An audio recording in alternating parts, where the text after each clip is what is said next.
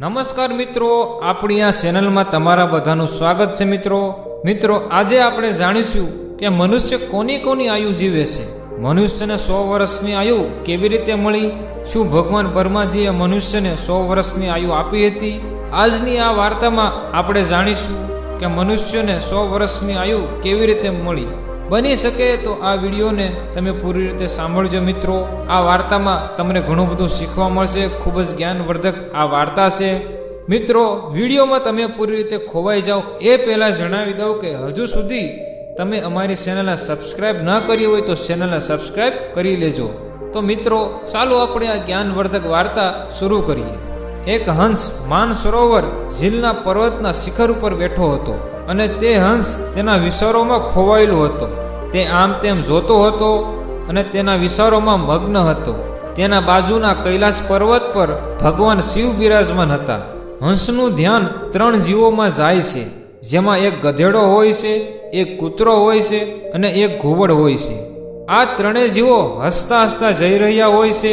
ત્યાંથી તે 3 જીવો જેવા પસાર થાય છે અને અંદરો અંદર વાતો કરી રહ્યા હતા કે સારું થયું, મેં મારું 20 વર્ષનું આયુષ્ય બ્રહ્માજીને આપી દીધું।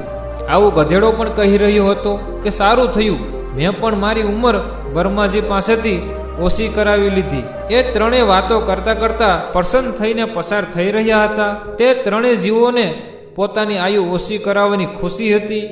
ત્યાં બેઠેલો હંસ તે પ્રાણીઓ તે જીવોને જોઈ રહ્યો હતો અને તે ઉડીને જાય છે કે જ્યાં નજીકના કૈલાસ પર્વત પર ભગવાન શિવ બેઠા હોય છે અને ભગવાન શિવને કહે છે કે હે પ્રભુ, મેં આજે ઘણી જ આશ્ચર્યજનક ઘટના જોઈ। આ વાત જ્યારે ભગવાન શિવ સાંભળે છે ત્યારે તેઓ બોલ્યા કે હંસ, તમે શું જોયું? તમે શું સાંભળ્યું? એ ઘટના વિશે મને કહો।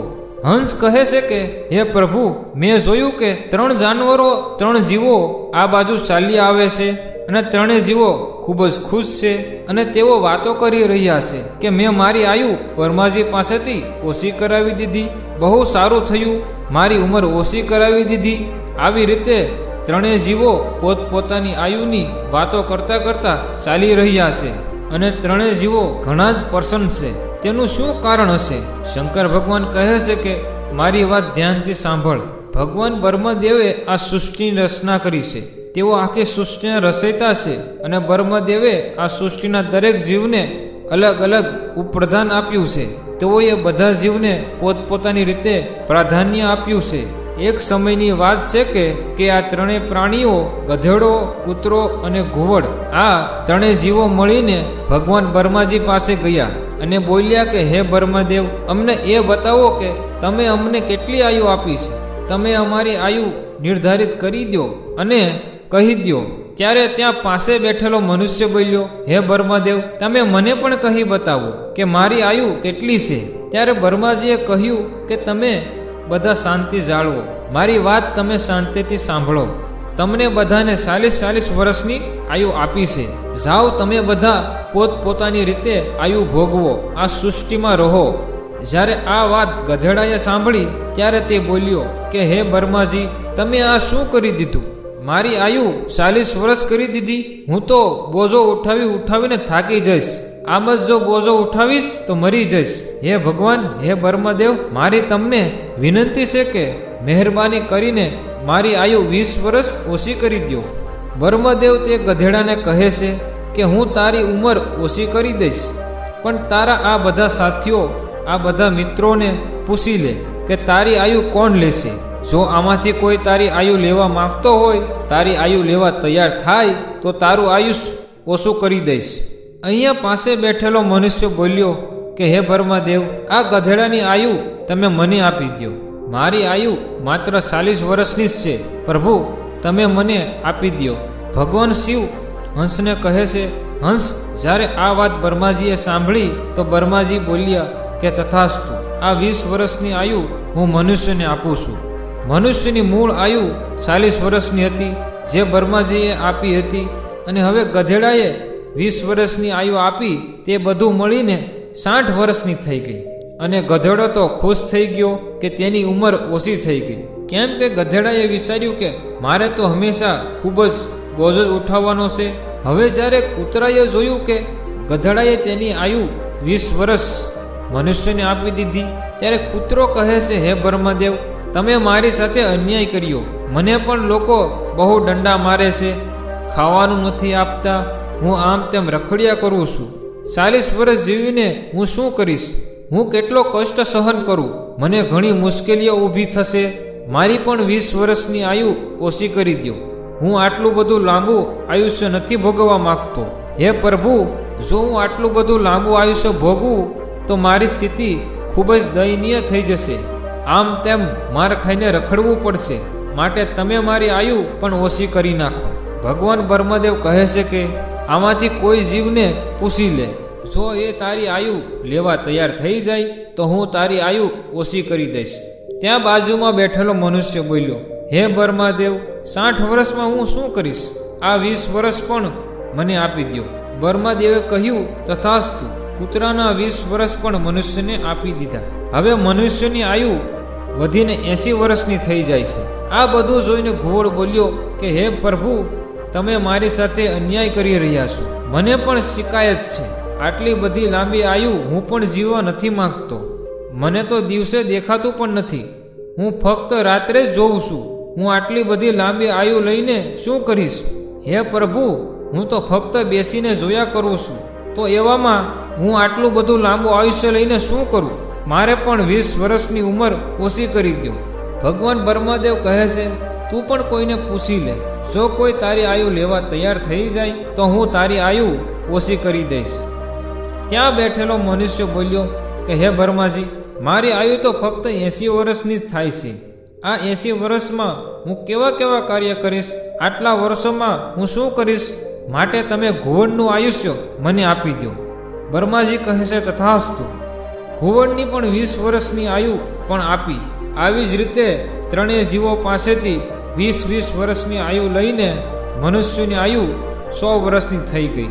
ઘુવડ પણ આ વાત સાંભળીને ખુશ થઈ ગયો કે તેની આયુ 40 વર્ષની હતી, તેમાંથી 20 વર્ષની આયુ મનુષ્યએ લઈ લીધી. આ ત્રણેય જીવો પ્રસન્ન થઈને બ્રહ્મદેવ પાસેથી આવી રહ્યા છે અને તે આ ત્રણેય જીવોને પસંદ જોઈને આશ્ચર્ય સાથે મારી પાસે તું આવ્યો છે. ભગવાન શિવની આ વાત સાંભળીને હંસ કહે છે, હે પ્રભુ, મારી પણ એક પરમ જિજ્ઞાસા છે. મારી પણ એક ઈચ્છા છે. ભગવાન શિવ કહે છે, બોલો હંસ, તારી શું ઈચ્છા છે? હે પ્રભુ, મને એ બતાવો કે મનુષ્ય, કૂતરાની આયુ, ગધેડાની આયુ અને ઘુવડની આયુ જીવશે. શું આ ત્રણેય જીવોની આયુની મનુષ્યના જીવન પર કોઈ પ્રભાવ નહીં પડે? શંકર ભગવાન બોલ્યા કે આ બધા જીવની આયુની મનુષ્યના જીવન પર અવશ્ય પ્રભાવ પડશે, તેની અસર પડશે. હંસ બોલ્યો, કેવી રીતે? ભગવાન શિવ બોલ્યા કે હંસ, ધ્યાનથી સાંભળ.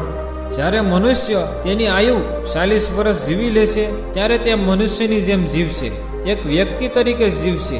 આ 40 વર્ષ દરેક મનુષ્ય માટે બહુ મહત્વના હોય છે. આ 40 વર્ષના આયુષ્યમાં વ્યક્તિ કંઈક ને કંઈક બનશે. આ 40 વર્ષના સમયગાળામાં જ તે પોતાની પહેચાન બનાવશે, પોતાની નવી ઓળખાણ બનાવશે. કોઈને ચોર બનવું છે, કોઈને સારો વ્યક્તિ બનવું છે, કોઈને રાજા બનવું છે. તેને જે પણ બનવું હોય તે 40 વર્ષની ઉંમરના સમયગાળામાં જ બની શકશે. આ 40 વર્ષમાં જ તેના બુદ્ધિની પરીક્ષા થશે. શોખ, મોજ અને આરામની જિંદગી જીવવાનો પ્રયત્ન કરશે. હંમેશા સારી જિંદગી જીવવાને સપના જોશે, સારું વિચારશે. 40 વર્ષમાં તેમની બુદ્ધિ સીમિત રહેશે. પછી હંસ બોલ્યો કે હે પ્રભુ, ગધેડાની આયુમાં મનુષ્યના જીવન પર શું શું અસર પડશે?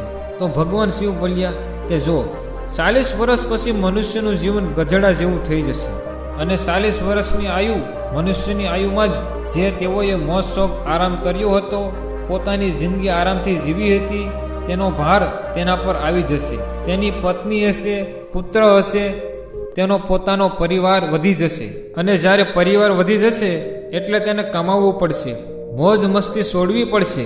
અને જો મોજ મસ્તી કરશે અને લોકો કહેશે કે ઉંમર થઈ ગઈ છે તો પણ મોજ મસ્તી કરી રહ્યો છે અને તેના છોકરા ભૂખે મરી રહ્યા છે, તેના પારિવારિક જીવનમાં પણ ધ્યાન નથી આપતો.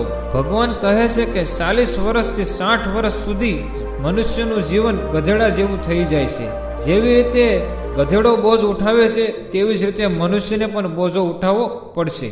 તે કોઈ કામ કાર્ય કરી રહ્યો હોય, આ રીતે મનુષ્ય ગધેડાની જેમ સતત કામ કરશે. આવી રીતે ગધેડાની અસર મનુષ્યના જીવન પર પડશે. જ્યારે હંસે આ વાત સાંભળી ત્યારે શિવજીને કહ્યું, હે પ્રભુ, તમારી વાત સાંભળીને બહુ પરેશાન છું કે હે ભગવાન, મનુષ્ય કૂતરાનું જીવન કેવી રીતે જીવશે? ભગવાન શિવ બોલ્યા કે હંસ, જ્યારે મનુષ્ય 60 વર્ષ પૂરા કરી લેશે ત્યારે તેનું શરીર કાર્ય કરવાનું બંધ કરી દેશે. તેના શરીરમાં શક્તિ ઓછી થઈ જશે, બુઢાપો આવી જશે અને તેનો પરિવાર પણ વધી જશે અને વહુ આવી જાય છે, પૌત્ર પૌત્રી આવી જાય છે અને પછી તેની વાત કોઈ નથી સાંભળતું.